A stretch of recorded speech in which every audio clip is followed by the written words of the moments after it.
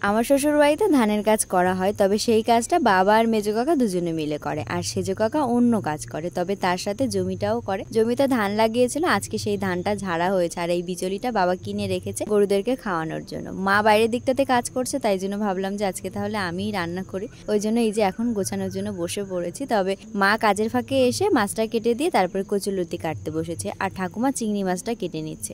বাইরের উনুনে ভাতটা করে নিয়েছিলাম, তো তারপরে খুদের ডাঁড়িটা বসিয়ে দিয়েছি, কারণ রান্না হতে দেরি হয়ে যাবে সেই জন্যই আর কি। আর এইদিকে ঘরের উনুনটা ধরিয়ে নিয়ে তরকারিগুলো রান্না করে নিয়েছি। তারপরে মনে হলো কি যে একটু ঘ্যাটকল বাটা খাবো, তাই জন্য বেরিয়েছিলাম খুঁজতে, তবে সেরকম আর পাইনি। ওই জন্য ভাবলাম কালকে মাকে বলবো খুঁজে নিয়ে বেশি করে আর কি তারপরে রান্না করা হবে। সকালে রান্না করেছি, তবে সে আর খাওয়া হয়নি আমার। রান্না বান্না করে রান্নাঘরটা গুছিয়ে নিয়ে বসেছি এখন রান্নাঘরটা ঠিক করার জন্য। উনুনের সাইডটা আরো অনেকটা জায়গা লিপতে লিপতে না অনেকটা উঁচু হয়ে গেছে, সেই সব জায়গাগুলো সমান করে লিপে নিয়ে স্নান করতে খাওয়া দাওয়া করে থালা বাসনগুলো ধুতে বসেছি।